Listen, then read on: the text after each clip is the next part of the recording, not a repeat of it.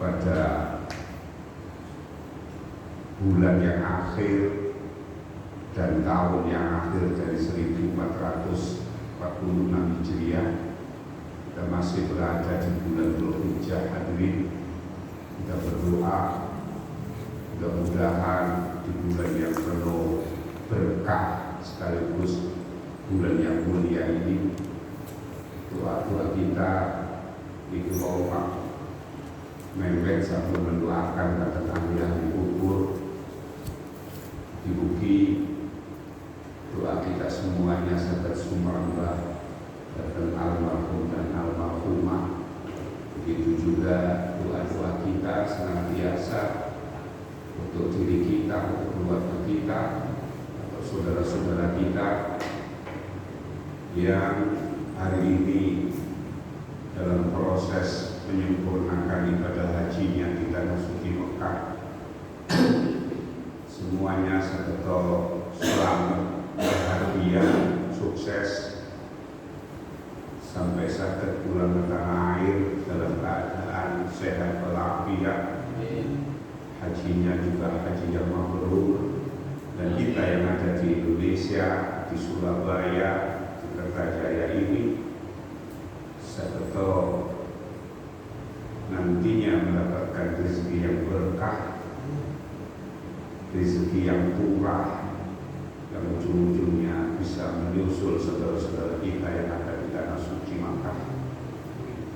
Hadirin, ini sampun bab sunai pun selesai, bab yang dua salah pun selesai. Jadi intinya yang kemarin itu di bab sunai itu panjenengan ada ini dulu, ada kesimpulan akhir. Ada kesimpulan akhir, sarah itu keterangan kesimpulan. Dawuhipun Kanjeng Nabi, rong perkara kang ora ana kang ngungkuli kautamaane yaiku iman marang Allah lan gawe manfaat kanggo kaum muslimin. Di hubungan keseimbangan intinya yang sunnah kemarin itu, inti yang pertama, bahasan yang pertama, jadilah manusia yang seimbang, imannya mantap kepada manusia juga bermanfaat. Begitu. Ojo seri hinji, api tok nang menungso tapi ujung-ujungnya gak sholat. Begitu. Atau sholatnya luar biasa tapi jahatnya kepada manusia juga luar biasa. Gak gitu, jadi seimbang. Yo api nanggone Gusti Allah, yo api nanggone para menungso, lebih-lebih pada keluarganya. Begitu. Itu inti dari pembahasan yang sunai kemarin. Sunai itu bangsa loro-loro. Begitu. Yang kedua,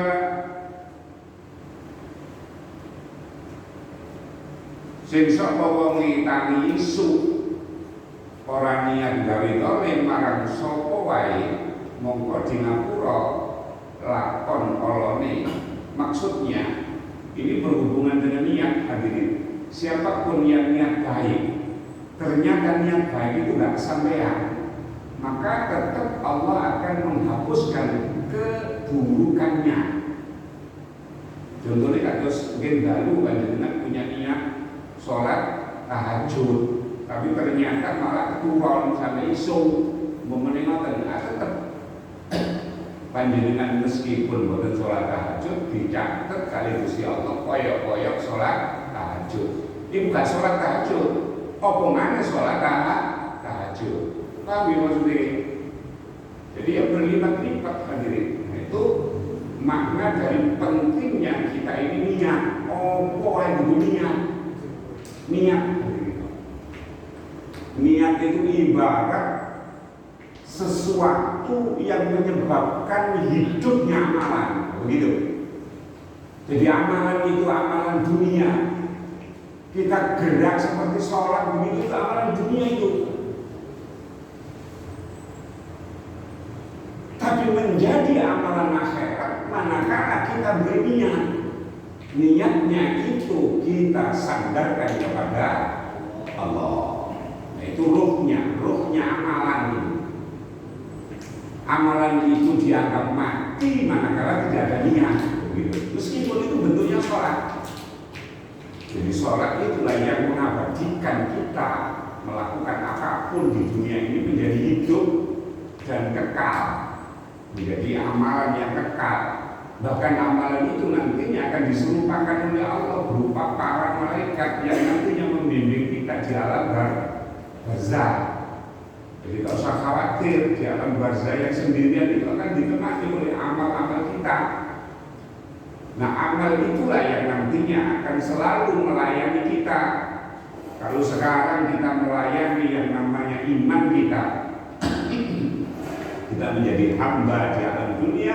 Nantinya ketika di alam barzah, kita sungguhnya akan menjadi jeragan, dilayani oleh amal-amal kita. Itu termasuk bahasan dari sunai. Begitu juga kesimpulan dari sunai salahnya dawuhipun Kanjeng Nabi sira kabeh supaya kumpul karo ulama lan ngrungokaken ucapane hukama niku ahli hikmah. Karena setuhune Allah gesanaken ngertos gesanaken menghidupkan murid gesanaken mana napa mana itu ati kang mati kanthi cahaya hikmah. Hikmah itu ya berupa kebenaran, nurnya. Ilmu itu ada nurnya, begitu. Kaya gini Allah ngijuaken sana gesang kanthi banyu udan. Di kumpul karo ulama. Jalisul hukama kumpul karo wong ahli hikmah, orang yang bijaksana. Dulu disampaikan siapa itu orang yang bijaksana, orang yang mampu menundukkan hawa nafsunya. Jadi hawa nafsunya ini tunduk diajak ibadah, bukan hawa nafsunya yang memimpin. Makanya ketika seluruh makhluk dunia, baik Islam, Nasrani, Yahudi ataupun agama Arabi, agama Hindu, agama Buddha, seluruhnya akan ditunjukkan oleh Allah kepada neraka. Yauma yatadzakkarul insanu ma sa'a wa burrizatil jahim liman yara. Maka neraka jahim akan ditunjukkan siapa saja, yang muslim, yang tidak muslim, semuanya. Maka di situ ada peraturan fa'amma man tagha wa atharal hayatad dunya fa innal napa Ustaz? Fa innal jahimna yang ma'wa. Maka siapa yang hidupnya di alam dunia ini tagha ini keluar batas, berlebihan. Dianggap berlebihan ketika makhluknya ini khalik itu berlebihan. Contohnya ada makhluk yang betul menyembah, betul ibadah, itu berlebihan tagha itu. Karena status makhluk lebih-lebih manusia ini punya sifat karakter, sifat dasar berupa ibadah. Ketika tidak beribadah, maka itu tagha. Jadi tagha itu keluar jalur. Ibaratnya ono kereta api gerbongnya kok metu saka relay nyampe dengan stasiun, nggak nyampe, kecelakaan itu. Jadi manusia yang tidak menyembah kepada Allah kecelakaan. Ujung-ujungnya wa atharal hayatan dunia, terlena dan terpedaya oleh manisnya dunia. Apa yang terjadi? Fa innal jahima hiyal ma'wa, maka tempatnya akan di neraka jahim. Sebaliknya fa'amma wa amma man khafa, lan anapun sapane wong khafa kang ajri, Khafa yakhafu khaufan. Khafa maqama rabbih, keagungan dan kebesaran keberadaannya Allah. Manusia yang sadar akan keagungannya Allah, ujung-ujungnya wanahan nafsa anil hawa. Hawa nafsunya tunduk, ikut, patuh untuk beribadah kepada Allah. Maka sama-sama ditunjukkan kepada neraka. Tapi ini kemudian berjalan terus, melewati siratal mustaqim, istilahnya ilmu syariat Islamnya. Terus, maka nyampailah finishnya, namanya surga, yang tidak memenuhi syarat kecemplung seluruhnya. Maka siapapun dia yang hilang kesadarannya dan tidak mampu mengendalikan hawa nafsunya, cemplung dia. Nanti yang si ajri datang Allah, keajriannya itu mampu menurunkan hawa nafsunya sehingga ibadah, berbuat baik di alam dunia, wa innal jannata hiyal ma'wa. Maka tidak ada tempat yang lain kecuali finalnya, finishnya al jannata, al ma'wa, tempat terindah, tempat tinggalnya. Maka hadirin, terus inti dari sunai kumpul dari para ulama, ahli hukama, tujuannya mendapatkan pencerahan, cahaya. Dengan cahaya, ujung-ujungnya dia mampu mengendalikan hawa nafsunya. Terus yang berikutnya, dawuhipun Kanjeng Nabi bakal teko siji mangsa yang berlaku untuk umatku. Napa Kanjeng Nabi? Kenapa ya Rasulullah? Umatku padha ngedoi sangka ulama dan fuqaha. Jadi ya firruna minal ulama wal fuqaha, padha melayu sangka ulama dan fuqaha. Itu jangan diartikan secara bahasa ono ustaz terus melayu begitu, bukan gitu. Ono ustaz melayu, bukan gitu maksudnya. Artinya ada masa di mana umatnya Rasulullah itu tidak tertarik kepada ilmu, belas tidak tertarik. Kenapa tidak tertarik? Karena dirinya merasa wis cukup, selamat begitu.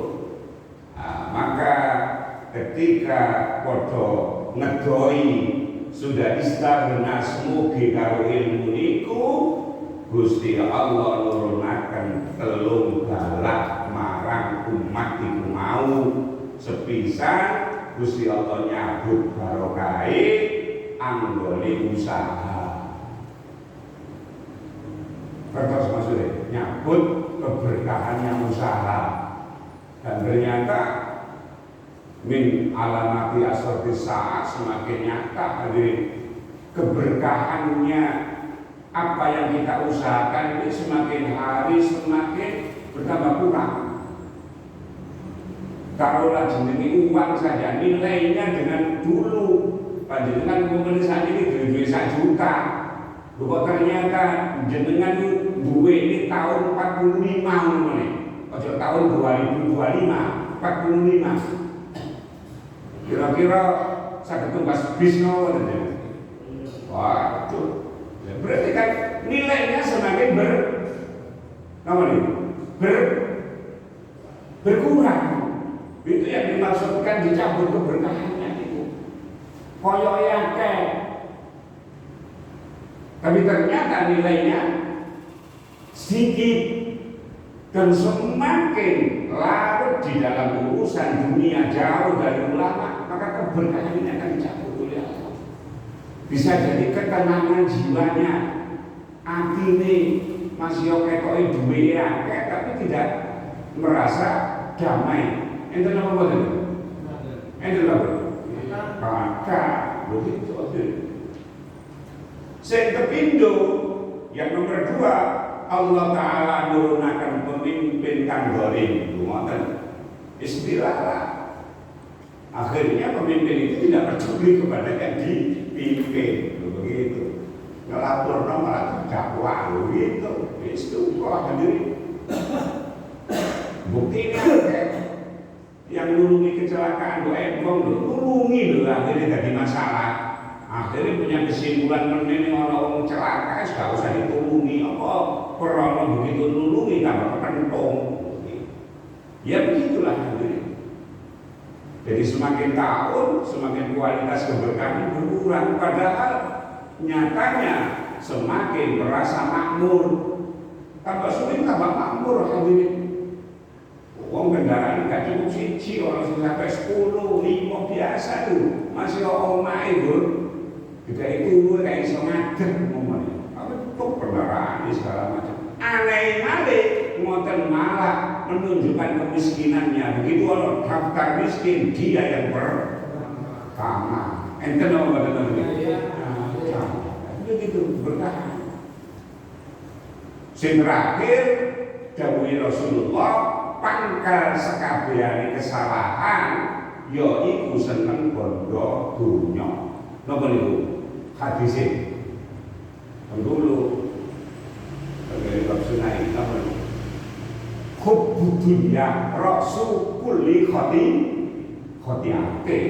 Jadi seneng bondo dunya itu pangkal dari seluruh kesalahan. Sebab kalau wis seneng dunya, ujung-ujungnya gak memikirkan dunia itu halal atau haram, gak mikir. Akhirnya congkak, tidak mau terhadap ilmu, gak perlu belajar. Apa yang terjadi? Yang terjadi adalah segala sumber dia kerjakan. Mau kemauan sumber halal oke, haram oke. Akhirnya sampai haromus, haram dikermus begitu. Di pangkal sekabehane fitnah itu pangkal kesalahan, bedakan pangkal kesalahan. Jadi salah itu akhirnya beranak pinak, salah geletunya akhirnya salah menafkahkannya, mentasyarufkannya. Akhirnya begitu masuk ke dalam diri kita, hilang mutakabbalannya, hilang takabulnya. Itu pangkal dari kesalahan. Sebaliknya pangkal sekabehane fitnah yaiku wegah bayar 10%. 10% hasil napa itu Ustaz. Kalau kita itu harus wajib mengeluarkan zakat 10%, bukan 2,5%. Hasil apa itu? Zakat zulu pertanian, begitu.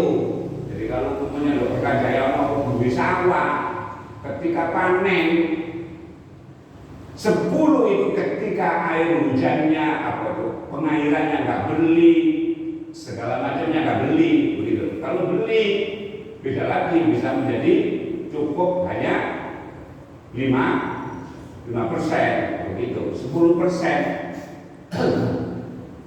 itu ketika biayanya kados pengairan irigasinya nggak tuku atau tumbas atau diesel, tapi langsung dari air sumber. Namanya ada sawah itu yang dari air sumber, tak usah beli, jadi cukup gentenan nilai nonang sawah ya, begitu hasil ya 10%. Yang tidak menahan 10% pasti akan kena fitnah. Fitnahnya yang muncul, dia termasuk man'uz zakat. Wong napa niku? Wong bakhil, begitu fitnahnya. Termasuk juga adalah dari zakat, tidak mengeluarkan zakat, ini terkena fitnah. Makanya perbedaannya sedekah itu sirri lebih diutamakan. Dalam Quran itu wayunfikuna amwalahu sirran wa alaniya, sirnya didahulukan, sirnya ketika bersedekah. Tapi kalau zakat justru malah sunnah diumumkan, begitu. Jadi zakat itu berbeda dengan sedekah.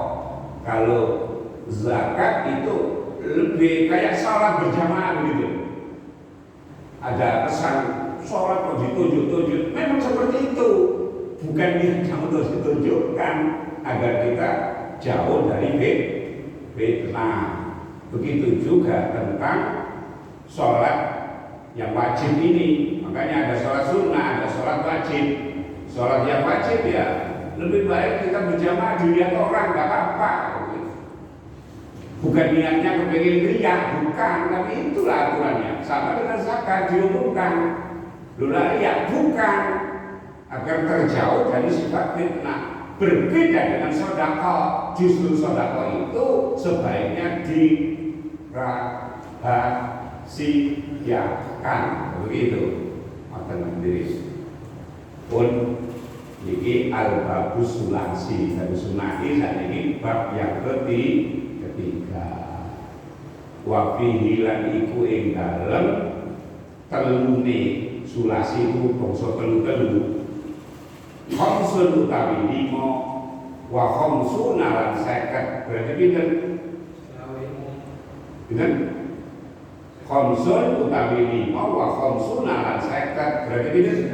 55. Apa ini sing 55 itu?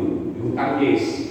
Apa nih mau idotan yaitu itu ture. Jadi di dalam sulasi ini ada 55 nasihat.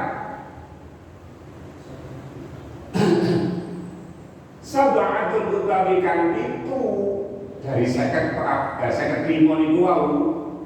Sab'atul utawi kang itu ana 7 nasihat.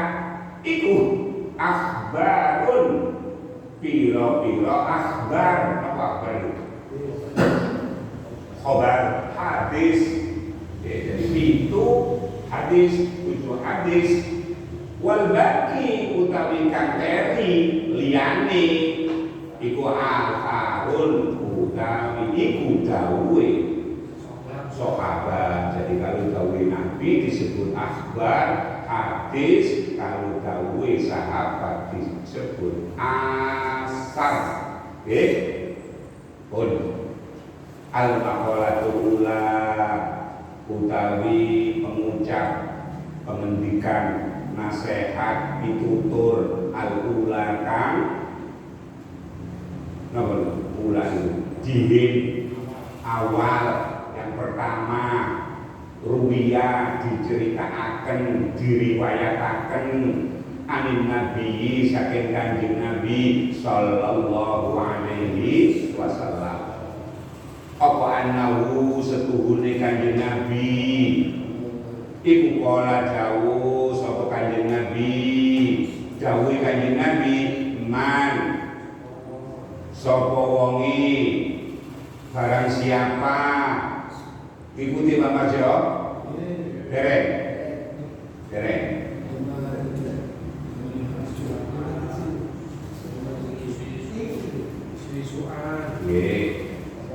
man sapa wonge dereng Pak Marjo tunjuk nang Pak Bun itu 57 Bun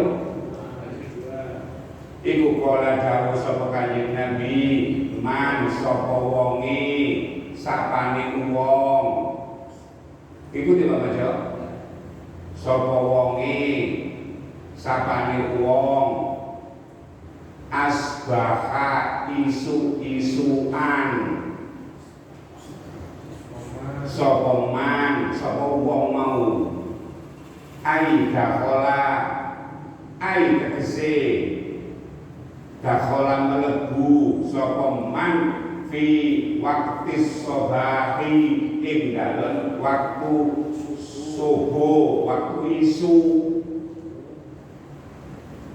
Barang siapa di waktu pagi isu-isu dadak wong iku wah ya wong iku yasku iku wadul tegese iku yasku madulaken wadul ilan nasi marang menungso Keluh kesah isu-isu lho keluh kesah. Nang gone menungso. Bahasa keluh kesah itu sambat. Sing disambati apa? Dzikol ma'asi, ruwete penguripan, babakan ekonomi, isu-isu lho. Dadak wis sambat-sambat. Napa sambat-sambat niku? Sepadane sambat-sambat niku lho. Mengeluh,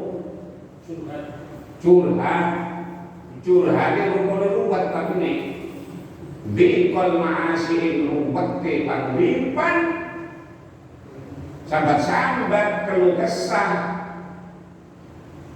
Apa yang terjadi terus kanjeng Nabi? Faka'anna mongko kaya-kaya setuhune wong iku mau yasku madulaken sapa wong robbahu ing pangerane wong. Jadi ketika wong iku isu-isu dadak wis bahas rumete urip iku padha karo ngrasani ngelek-ngelek Gusti Allah.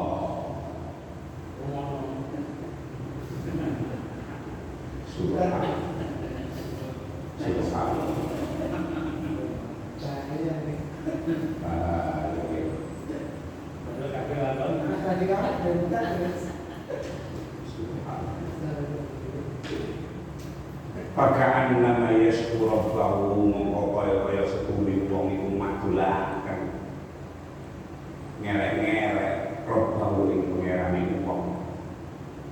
Wasyikayatu utawi madulaken sing bener iku lataliku ora patut. Sing bener ku madulaken illa ilallahi angin marang Gusti Allah. Aja wadul nang gone menungso. Wadul nang gone Allah. Kalau wadul nang gone wong iku ngrasani Gusti Allah. Tapi kalau wadul nang gone Allah iku wis gone begitu. Makanya perbanyak kita wadul tapi nang gone Gusti Allah. Sebab kalau wadul nang gone menungso iku tidak menjamin selesai solusi. Malah kalau wong gak seneng tambah disyukurno kakok. Syukur. Nggih, Pak. Salamu. Oh ya Allah, ya Allah. Maka lah terus itu ilmu lembut. Ya bagaimana secara kemanusiaan? Kadang-kadang kita mewajarkan wajah sebagai orang kesulitan, terus wadul nang konyol enggak isu-isu turun salaman kamu tak kesana. Oh tadi disambat begini. Monggo Pak Ali. Demoten itu dianggap ngerasani maksudnya akhlaknya Nasrul Ibad hadisnya Nabi ini ojo pakai wasilah. Kalau wadul kok jadi pakai wasilah, tapi langsung wadul no nanggone Gusti Allah. Maksudnya paham saya persoalannya. Gak usah pakai uang, betul loh. Nggih. Wadul yang grup aja.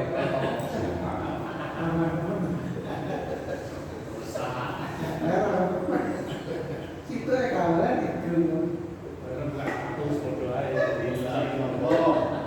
sing bener diwakil nang nggone Gusti Allah. Napa wonten kanjeng Nabi terus kitab iki fa innaha mongko setuhune sikaya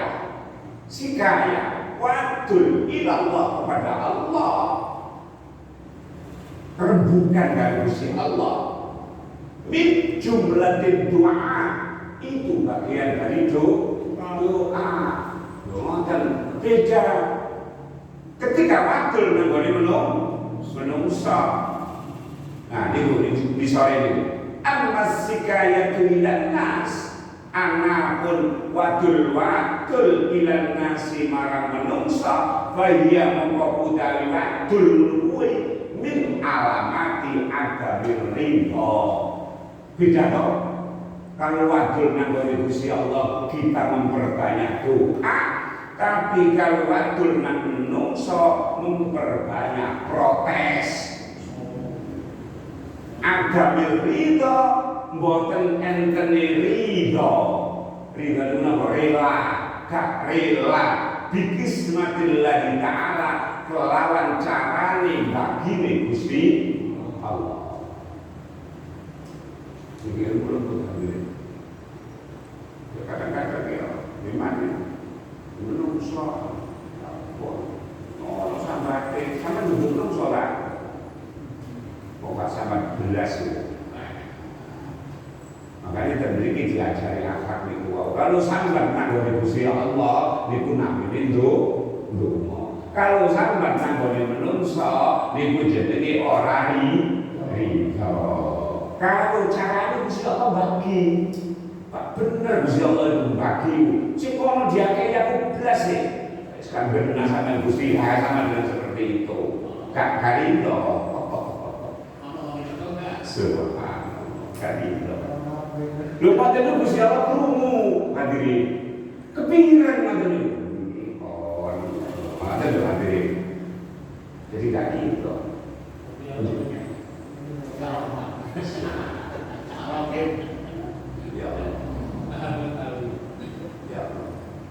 Ini diajari kali Kanjeng Nabi. Ya Rasul kan murabbi tarbiyah. Kama rumiya kaya barang rumiya kang diceritakan dipun riwayataken an Abdullah bin Mas'ud saking Abdullah bin Mas'ud. Sinten Abdullah bin Mas'ud itu? Sahabat Rasulullah, hafizul Quran. Beliau ini adalah satu di antara sahabat yang hafid Al-Quran, yang dulu pernah disebutkan oleh Rasulullah betisnya Abdullah bin Mas'ud itu kecil, tapi ketika ditimbang dengan seluruh pegunungan di Madinah, maka betisnya Abdullah bin Mas'ud jauh lebih mahal dan berharga daripada pegunungan seluruh Madinah ketika dijadikan menjadi gunung emas. Itu betisnya Abdullah bin Mas'ud. Kenapa? Karena beliau itu pemegang rahasianya Nabi. Dari seluruh sahabat yang paling mirip bacaan Qur'annya kepada Rasulullah itu satu di antaranya Abdullah bin Mas'ud. Beliau ini kurus sekali, tetapi beliau menjadi pelayan Rasulullah, tidak pernah bayar, begitu. Pengabdi pada Rasulullah, yang mengambilkan sandalnya, yang mengambilkan air wudhunya, salah satunya. Ada yang satu lagi, Ubay bin Ka'ab. Ubay bin Ka'ab itu juga pelayan Rasulullah, yang pernah dia tidur bersama Rasulullah di rumah beliau, yang akhirnya permintaannya, apa permintaanmu? Nah, begitu pernah ditanya oleh Rasulullah. Ternyata bukan minta kambing, tidak. Tapi ya Rasulullah, kalau jenengan membuka saya, apa permintaannya? Pulau satu tok, bukan dunia. Kepingin pulau ini menemani panjenengan ketika di dalam surga. Nah, begitu. Itulah perbandingannya ketika yang zaman sekarang dengan zaman dulu. Kalau orang sekarang ditanya, kenal karo Pak Prabowo atau kenal konglomerat, sampean apa yang sampean minta hari ini? Barangkali minta yang mewah, istana, rumah, saya duwe kendaraan, barangkali minta kendaraan yang mewah. Itu orang sekarang. Tapi ternyata Ubay bin Ka'ab tidak.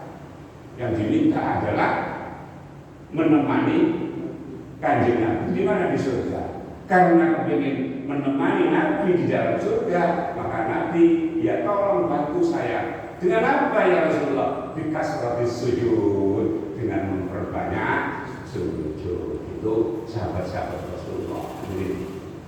Pun Abdullah bin Mas'ud qala ngendika sapa Abdullah bin Mas'ud ngendikane dawakan qala Rasulullah sallallahu alaihi wasallam.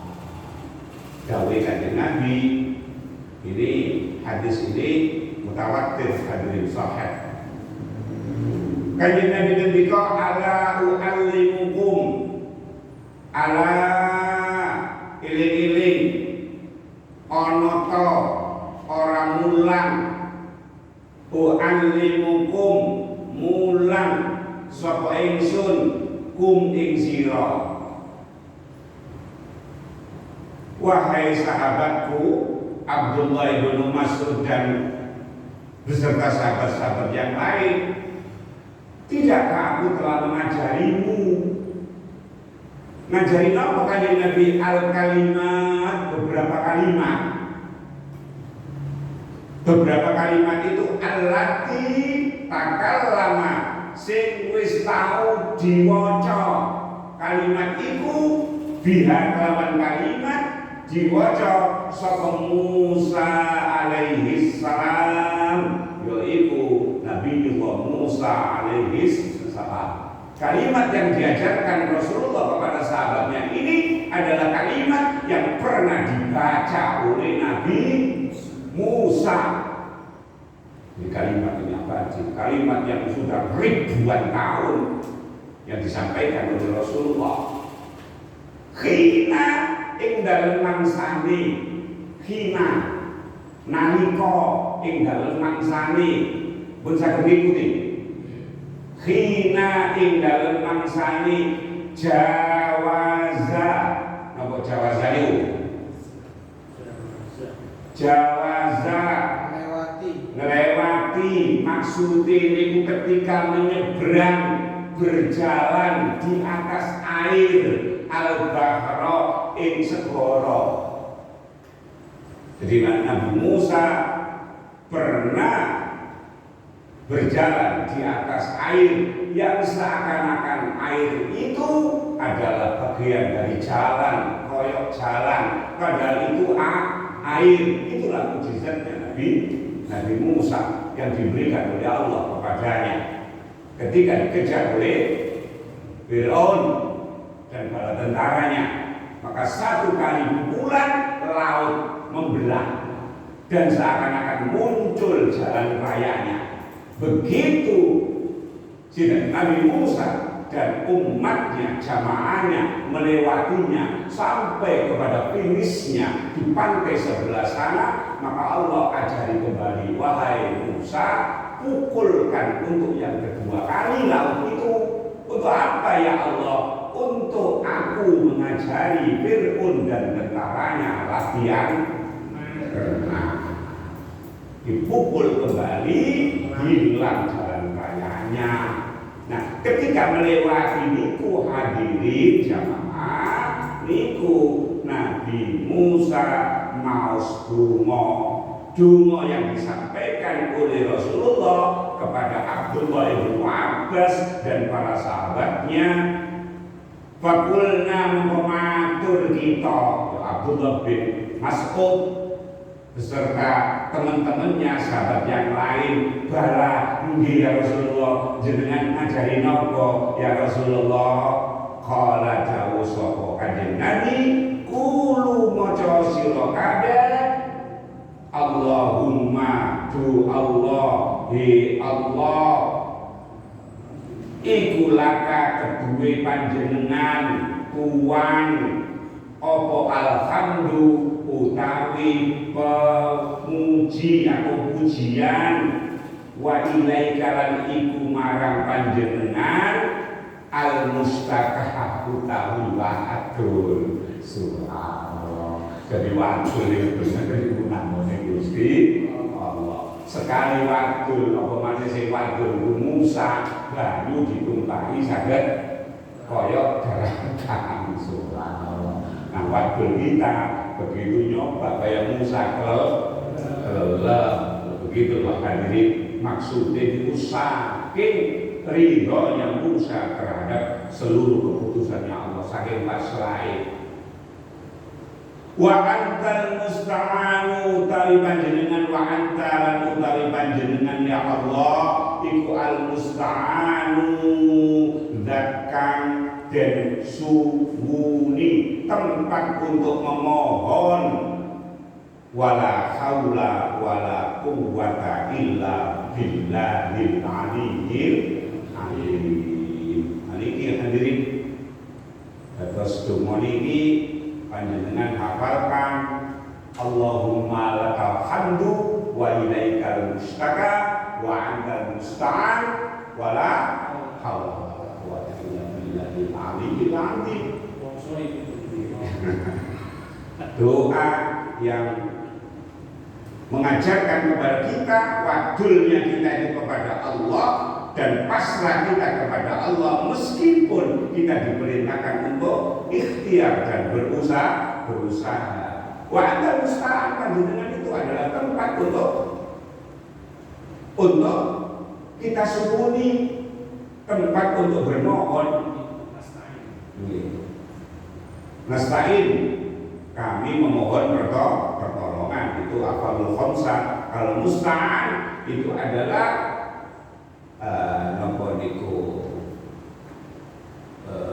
menjadi fa'il yang memberi pertolongan atau tempat yang dimintai tolong, zat yang dimintai tolong. Wala haula lan ora ana rekodaya, tidak ada daya, tidak ada kemampuan untuk melakukan seluruh kebaikan.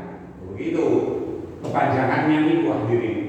Kita ini tidak akan mampu sholat, tidak akan mampu untuk berpuasa, tidak akan mampu berbuat baik, tidak akan mampu segalanya kemampuan itu. Tidak kecuali kemampuan karunia itu datangnya dari Allah. Wala quwwata dan tidak ada daya kekuatan untuk menolak segala keburukan. Jadi haula yang pertama itu adalah melakukan kebaikan dan quwwata yang kedua, kalimat yang kedua itu adalah menolak keburukan. Kita tidak bisa melakukan sholat, kita tidak bisa menolak kemaksiatan. Itu semuanya bisa karena kekuatan pertolongan dari Allah. Paham nggak Bu Muslim? Jenengan sholat dulu, itu bukan karena jenengan mampu sholat, bukan, tapi karena digerakkan oleh Allah. Begitu. Jenengan tidak melakukan kemaksiatan, itu bukan karena saya, iman kok saya, bukan. Tidak melakukan kemaksiatan itu semata-mata yang bendung, nggak ada daya untuk melakukan itu juga kekuatan dari Allah untuk menghindari dari sesuatu yang buruk. Itu seluruhnya kekuatan dari Allah untuk melakukan kebaikan, itu juga datangnya dari Allah. Ini tauhid yang luar biasa. Makanya kalimat ini adalah kalimat yang abadi, kalimat yang bisa menghantarkan ke dalam surga, kalimat yang nantinya ketika kita menyeberang Shiratal Mustaqim akhirnya kayak Musa selamat meskipun di bawahnya ada neraka jahim, neraka jahanam dan sebagainya. Sama dengan Musa ketika di dalamnya ada lautan seluruhnya tidak tembus. Kenapa demikian? Karena semuanya datangnya kekuatan, datangnya daya pertolongan itu dari Allah, bukan dari Musa. Apa mana dari tongkate? Kalau saya kiai-kiai itu andaikan tongkate dicekel saiki ngono ya kono nilainya apa? Wong tongkat itu digawe gosek-gosek pas angon bedus. Ya, kanggo tekan kono apa nih? Yang menyebabkan iso yang tadi jalan raya karena di tangannya Musa. Nah, Musa sangat menentukan karena ada sumber. Siapa sumbernya? Allah. Tauhid tadi. Bon, jenengan tauhid itu seperti suatu wahyu. Penting tauhid. Aja ada sire, oh tongkat ini lho. Make ini lho keris ya. Allah sumbernya itu Allah. Jadi wala haula wala quwwata illa billahil aliyyil azim. Jadi ini tauhid kita sendiri. Seseorang tidak akan bisa melakukan kebaikan, seseorang tidak akan bisa menolak penyakit, kecuali seluruhnya datangnya dari Allah. Bahkan yang sakit itu punya kemampuan, akhirnya yang tadinya gak bisa meringat, begitu meringat itu kekuatan diberikan oleh Allah kepada makhluk. Yang sakit itu makhluk, obat itu makhluk, seluruhnya tunduk kepada Allah. Karenanya jangan takut kepada penyakitnya, tapi takutlah kepada Allah. Jadi tentang sini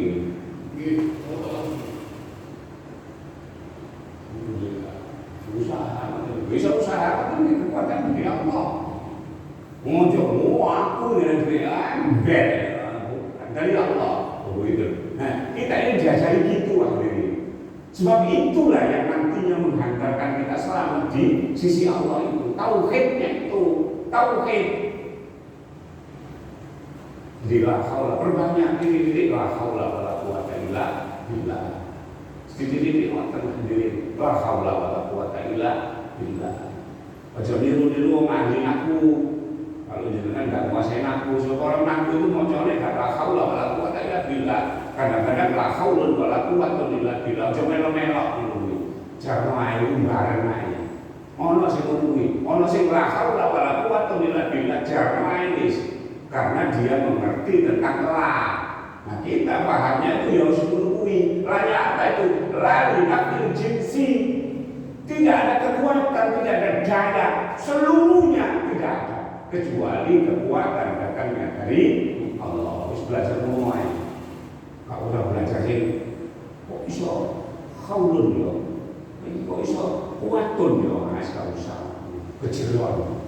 Belajar kepada ilah haula wala quwata illa billah. Titik-titik kita bisa mencari maisha, mundur-mundur akhir oleh duit itu bukan semata-mata karena fisik kita, karena datangnya dari Allah.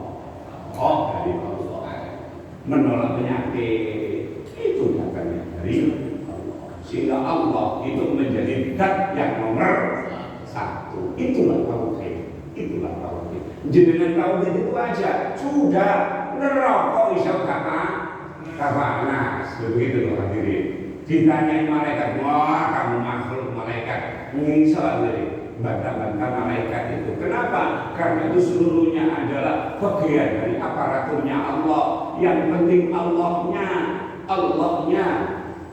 Bukan surga dan nerakanya. Sebab kedua-duanya ini tetap statusnya adalah makhluk kepada Allah yang bukan makhluk. Itu orientasinya, tujuannya agar kita selalu bersanding kepada Allah. Andaikan keluh kesah, sambat-sambat, maka sambatlah kepada intinya seperti itu hadirin. Jadi ngaji untuk malam ini sambat oleh, gersulo oleh, tapi kudu nanggone Gusti Allah. Ojo nanggone menungso. Sebab ada faedah kata Ibnu Faris dalam kitabnya Mu'jam Maqayisul Lugha sing harganya 2.700.000 hadirin. Kalau tamat ini ampe ada toko sak barisnya itu kitab itu namanya Mu'jam Maqayisul Lugha karangane Ibnu Faris ulama Timur Tengah itu. Dia menyatakan faqidu syai' la yu'ti. Orang yang keluh kesah, orang yang sambat-sambat tidak akan mampu memberi. Artinya orang yang berbahagia ujung-ujungnya bisa membagi kebahagiaannya. Kalau dia tidak bahagia, maka yang diberi bukan bahagia, justru nulari wong sedih. Isu-isu sudah sambat-sambat itu padha karo ngejak wong liya susah. Aku yo tau mari sampe dulu kae to. Wong liya melok susah. Sampe nek kata jadi betul itu hadirin itu. Jadi fakir syai' lain orang yang gagal nggak punya apa-apa, yang ada adalah kesedihan, maka tidak akan mau memberi. Kecuali yang diberikan itu sama juga kesedihan. Hanya orang yang bahagia yang mampu membagi kebahagiaannya kepada orang lain. Kalau susah ya sedih bagi ya susah itu. Ayo mau lagi catos gimana itu. Mau nggak separuh. Ya jadi susah lah hadirin. Jadi itu namanya orang gagal. Nah orang gagal itu salah satunya tidak punya orientasi hidup, tujuan hidup nggak jelas. Sama juga tidak ada referensi hidup, nggak ada suri teladan. Coro bahasa kasar nggak pernah ngaji. Jadi sampai akhirnya keliru, nak kau menungso. Lu kok sih disambati akhirnya podo aku yang podo, akhirnya podo sampai wes. Padahal hadirin, terus sampai titik itu ya, alim, mudah-mudahan kalau panjenengan sedaya akhirnya diberikan kekuatan oleh Allah untuk sanggup menjadikan diri kita ini bersandar terus kepada Allah, istighfar Gusti Allah, karena sumber dari segala sumber itu Allah sendiri. Yang bisa menggerakkan kita melakukan kebaikan itu juga Allah, yang bisa menolak dari seluruhnya keburukan walaupun menolak segala hal yang tidak kita inginkan, itu semuanya adalah billahi al-aliyyil kelawan Gusti Allah kang maha luhur al-alim kang maha agung. Ada pertanyaan? Nggih. Nggih. Itu kados jadi banyak beberapa ulama itu dilakoni posoni seminggu diwaca tiap kali sholat. Jadi doa nama abah karena innahu min Sulaiman innahu bismillahirrahmanirrahim la ta'ala wa la yakun muslim. Itu doa Muhammad abah di posoni ini ada. Nah seperti itu boleh nggak? Pertanyaan saya. Ya itu kan bagian dari amalan. Amalan itu bukan berarti sumbernya yang dipermasalahkan. Bukan dari Nabi, bukan. Jadi Nabi tidak menganjurkan untuk puasa, tapi seseorang yang memberikan amalan itu harapannya ketika dia itu umpamanya menerima ilmu dengan syarat untuk berpuasa atau hal yang lainnya, itu kan menambah keyakinannya dia kepada sesuatu yang dia berikan itu agar berdampak, mandi lah rasanya seperti itu. Dan yang jelas antara lafaz itu dengan puasa kan beda-beda amalan, artinya beda porsi. Puasa ya puasa, amalan ya amalan, tapi ketika digabungkan menjadi atau membentuk sebuah keyakinan yang kuat. Keyakinan yang kuat itulah salah satunya yang nantinya akan dikabulkan oleh Allah. Seperti itu. Terus keyakinan itu menjadikan sesuatu yang tidak mungkin bisa menjadi mungkin karena yakin itu. Nah salah satunya untuk meyakinkan itu dengan berpuasa. Meskipun itu bukan aturan dari atasnya. Saya baca lafal wala ya kepingin mandi poso. Nah, poso bukan anjuran Nabi. Andai kan ada anjuran tidak ada hubungannya dengan kalimat la haula wala quwata. Beda. Tapi ini seluruhnya demi untuk meyakinkan. Nah, meyakinkan itu salah satunya programnya agama. Yakin itu asalkan yang kita yakin ini benar gitu. Wabil akhirati hum yuqinun, ya itu yakin. Sampai poso ya yakin gitu. Tidak amalan itu apa gitu. Maka apa begitu. Maka badak nundono wong wedok mana. Kan ada mudorotnya akhirnya begitulah. Jadi keyakinan itu menjadi benar, menjadi asal bisa diterima, manakala keyakinan kita ini adalah keyakinan yang murajjih ila Allah, ila Rasul. Jadi bahasanya itu bersanadkan nyampe kepada Rasulullah. Benar, keyakinan itu benar. Kayak la haula wala quwata ini kan amalkan. Karena itu satu diantaranya pendidik kita agar bertauhid, seluruh kekuatan, seluruh daya, seluruh upaya kita, semuanya manusia tidak punya kekuasaan dan kekuatan apapun kecuali datangnya dari Allah. Berarti bertauhid begitu. Cuman yang jadi keraguan saya itu waktu saya melakukan itu, kekuatan ini datangnya dari Allah atau dari jin? Itu pertanyaan saya. Makanya kan nggak ada yang menjawab. Akhirnya Kabun, ya lakoni kabun. karena Nafsu ini gak problem. akhirnya jawab ya kok dijeli-jeli ya kita takutkan sendiri lah. Soalnya itu tadi kita nggak bisa memastikan kekuatan ini dari Allah atau setan. Ya, intinya begini loh Ustaz, kalau kita umpamanya ragu tentang itu, yang jelas kalau datangnya dari Allah itu kullu khair gitu. Seluruh masailul musalatnya, kemaslahatannya itu baik. Tapi ketika itu ada mudaratnya, ada dampaknya, merugikan, ada kezaliman, ada hal yang menyangkut kepada makhluk yang lain, itu bukan berarti dari Allah, begitu. Umpamanya kayak mahabbah itu datangnya dari Allah. Tapi ketika disalahgunakan itu bukan dari Allah, berarti dari hawa nafsu kita sendiri atau juga hawa nafsu yang dipandu oleh makhluk lain, bahasanya jin umpamanya seperti itu. Dan jin juga punya kekuatan. Kekuatan dari mana itu? Dia juga dari Allah. Tapi kita kan berkhotbah di sana kan ada larangan.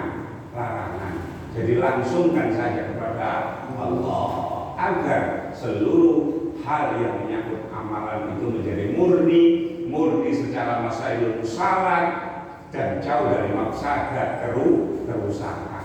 Kalau ada mudaratnya, ya sudahlah. Kalau mudarat itu bukan datangnya dari Allah, karena Allah itu sumber kebaikan. Kalau ada mudaratnya, berarti bukan dari Allah. Dari mana ini? Dari kita sendiri. Nah, begitu. Bisa jadi kita salah gunakan atau dibantu oleh kekuatan setan begitu. Bisa jadi amalan seperti itu kan bersifat batiniah. Makanya amalan dan segala hal mari kita kembalikan kepada nilai-nilai ketauhidan kepada Allah. Sebab ini menyangkut hal yang prinsip dari ketauhidan itu. Bagaimanapun amalan kita, ujung-ujungnya kita ini nantinya syirka atau bersekutu kepada makhluk yang lain, kita menjadi syirik begitu. Ya jangan sampai lah. Syirik itulah dzulmun adzim, kezaliman yang luar biasa. Jangan sampai. Dan itulah yang menjadikan kita kuat siratal mustaqim akan kejebur itu karena syirik itu. Tapi kalau kekuatan datangnya dari Allah, ya insya Allah lah akan selamat dengan keyakinan ketauhidan kita, akidah kita yang benar itu. Makanya dalam hal akidah, mari kita luruskan. Fafirru ilallah, ujung-ujungnya semuanya bersumberkan dari Allah. Ya betul, khairi wa syarri min Allah. Tapi syarnya itu kan tidak bisa lepas dari rekayasa manusia. Takdir buruk, takdir baik. Tapi kan manusia itu diberikan mukhayyar. Mukhayyar itu hak untuk memilih. Nah, begitu. Saya ingin memilih surga atau neraka, ya itu ada pilihan. Semuanya ada konsekuensinya.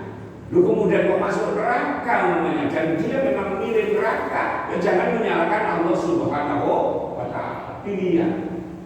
Karenanya sholat, karenanya kita melakukan kebaikan itu adalah bagian dari ikhtiar kita untuk memilih takdir yang baik. Takdir yang baik. Kalimatnya itu takdir, ujung-ujungnya ya khairihi wa syarrihi min Allah. Allah juga menciptakan kejahatan, tapi kan itu seluruhnya kita diberikan ilmu. Wa alhamaha fujuraha wa taqwaha. Ada jalan ke sana, ada jalan ke sana. Sama milih situ di wis kapokon rokok ae. Ya sudah konsekuensinya seperti itu. Ojo sampai nyalahno Gusti Allah. Begitulah hadirin. Nggih. Karena timbul kerabat dan orang tidak penting ada di Jangan mandiri bila mandiri. Tinggalkan yang ragu-ragu, menuju ketidakraguan yang kepastian, yang yakin.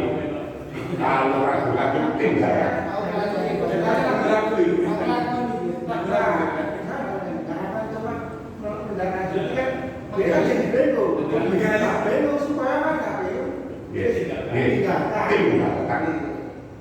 Tinggalkan itu lebih baik daripada kita masuk ke dalamnya penuh dengan keraguan. Masih banyak jalan menuju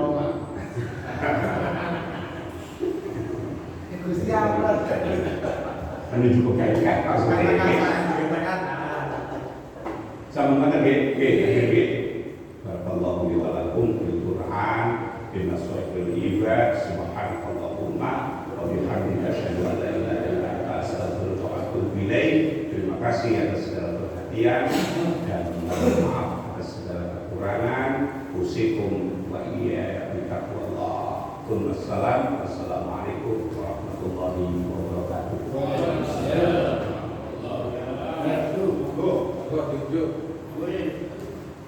Para lewatan ini, mari, mari. Sing iki bote wae. Masa dapat jelas. Salah tadi wong kutok. Lali kan cikal bakal. Mas mereka itu rasa kawan. Dua di botak.